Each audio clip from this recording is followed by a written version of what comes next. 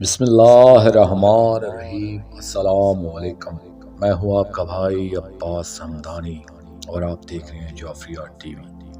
آج کا ہمارا موضوع گفتگو ہے انسان۔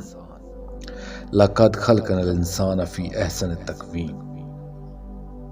اے خواصان علوم، آج تک جب بھی انسان نے دنیا پہ نگاہ کی ہے، ہمیشہ اپنے حوالوں کو چشمہ لگا کر اسے دیکھا ہے اور ہمیشہ سے یہی سمجھتا رہا ہے کہ اس ساری کائنات کی وجہ تخلیق یہ انسان ہی ہے۔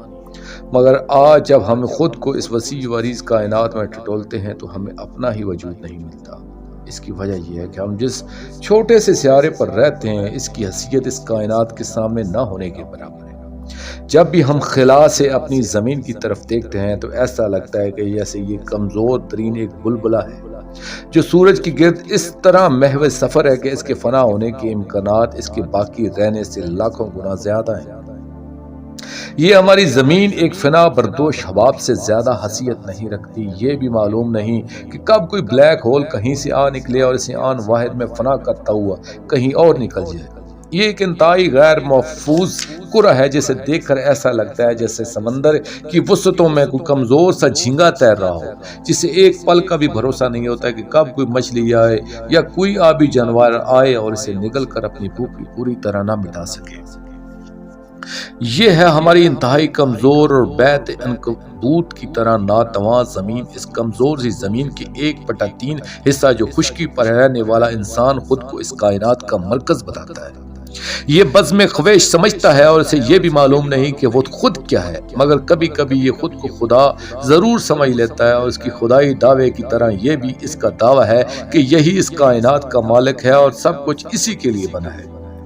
عجیب بات یہ بھی ہے کہ جب سے انسان نے شعور سنبھالا ہے، اسی دن سے یہ کائنات سے زیادہ اپنی ذات پر سوچتا رہا ہے اور اپنے آپ کو دریافت کرنے میں اسے صدیوں کی مسافتوں کو طے کرنا پڑا ہے۔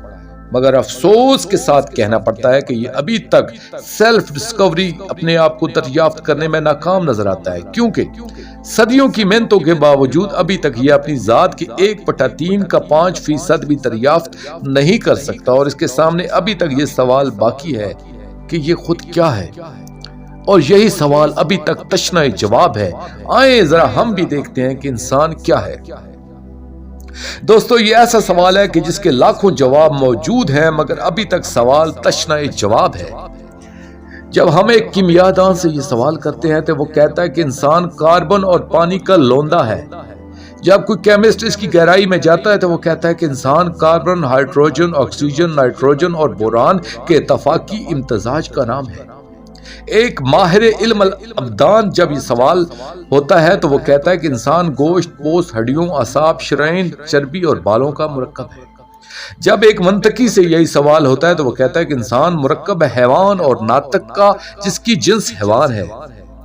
جب میکانیت سے یہ سوال ہوتا ہے تو وہ کہتی ہے کہ انسان ایک ایسی پیج در پیج مشین ہے جو بے شمار خلیوں، ریشوں اور ریشم دار نسوں، رگوں، آلات، حصوں، پٹھوں، گوشت اور ہڈیوں کا مجموعہ ہے، اور یہ مشین ان سے مل کر ہم آہنگی سے چل رہی ہے جیسے ان سب کو کسی ایک منزل کی تلاش ہے، اور یہ بڑے خلوص سے مصروف عمل ہے۔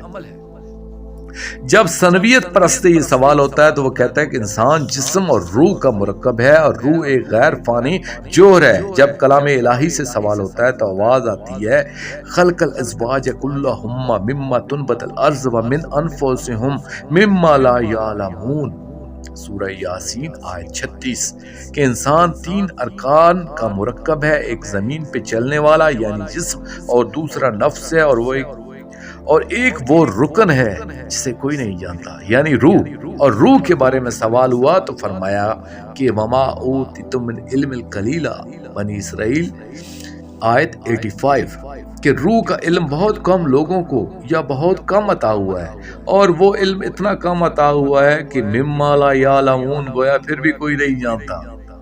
اب حکمان ان 3 ارکان یعنی جسم، نفس اور روح کو علیحدہ علیحدہ ایک مکمل انسان کا مقام دیا ہے۔ نمبر 1 انسان طبی، نمبر 2 انسان نفسی، نمبر 3 انسان عقلی۔ دوستو، باقی واقعات آئندہ آنے والی ویڈیوز میں پیش کیے جائیں گے۔ آخر میں شکریہ ادا کروں گا اپنے مرشد کریم سید محمد جعفر الزمان نقوی البخاری سرکار دامز اللہ تعالی کا۔ یہ مضمون میں نے ان کی کتاب اسرار العبدیات عملی روحانیات سے پیش کیا ہے، اور آخر میں اپنے پاک شہنشاہ کی بارگاہ میں دعا کریں گے، اللہ جل یا سفینۃ النجات، یا ولی المظلومین، یا امان الخائفین، اجر اللہ تعالی فرجک وصلوات اللہ علیکہ، یا رب محمد و آل محمد صلی اللہ محمد و آل محمد وعجل فرج آل محمد صلی اللہ علیہ وآلہ وسلم۔